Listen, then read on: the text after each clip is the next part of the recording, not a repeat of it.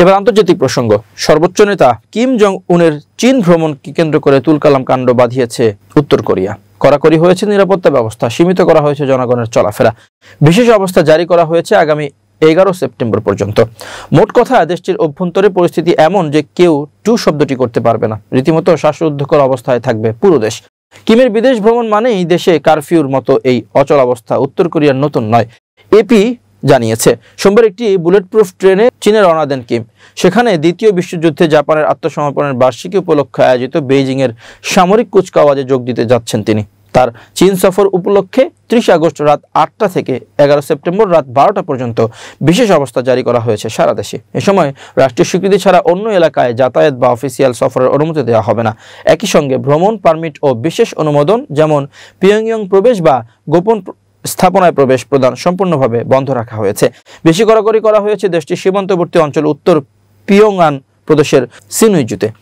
মোড়ে মোড়ে চেকপোস্ট বসানো হয়েছে। বাসিন্দাদের রাতের বেলা চলাফেরা, অতিথি আপ্যায়ন, জমায়েত এবং মদ্যপান নিষিদ্ধ করা হয়েছে।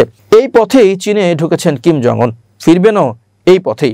কিমের সফরের আগে 28 থেকে 30 আগস্টের মধ্যে রেল মন্ত্রণালয়, রাষ্ট্রীয় নিরাপত্তা বিভাগ এবং সামাজিক নিরাপত্তা মন্ত্রণালয় যৌথভাবে সারা দেশের রেলপথ, সেতু, রেল স্টেশন ও আশপাশের এলাকায় সরেজমিন পরিদর্শন করে নতুন নিরাপত্তা বলয় বসিয়েছে। বিশেষ করে সিনুইজু অঞ্চলে Sokha station, south Sinuiju station, Sinuiju youth station এবং চীন উত্তর কোরিয়া মৈত্রী সেতুর চারপাশে প্রবেশের কঠোর বিধিনিষেধ আরোপ করা হয়েছে। 31 আগস্ট রাত থেকে ইয়ালু নদী সীমান্ত এলাকায় দেখামাত্র গুলি করার নির্দেশ কার্যকর হয়েছে। একজন স্থানীয় সূত্র জানান, রেল স্টেশনগুলোতে প্রবেশ প্রস্থান পথ একীভূত করা হয়েছে, বিপজ্জনক বস্তু পরীক্ষা করা হচ্ছে, প্ল্যাটফর্ম ও ওয়েটিং রুমে সিসিটিভি তদারকি চালু হয়েছে।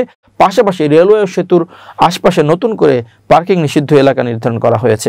এছাড়া সিনুইজু শহরে পণ্যবাহী ট্রাকের প্রবেশ সাময়িকভাবে বন্ধ করা হয়েছে। অবৈধ মোবাইল ফোন ব্যবহার ঠেকাতে সিগন্যাল ব্লকিং যন্ত্র ব্যবহার করেছে নিরাপত্তা সংস্থাগুলো। ধারণা করা হচ্ছে এটি কিম জং উনের ব্যক্তিগত নিরাপত্তা সংক্রান্ত তথ্য বাইরে ফাঁস হওয়া রোধে করা হচ্ছে। পাশাপাশি রেলপথ ও সড়কের আশপাশে সৌন্দর্য বর্ধন কাজ, পোস্টার ও প্রচার সামগ্রী লাগানোর নির্দেশ দেওয়া হয়েছে। সিনুইজুর বিপরীতে অবস্থিত চীনের দানদং শহরেও একই ধরনের কড়া নিরাপত্তা লক্ষ্য করা যাচ্ছে।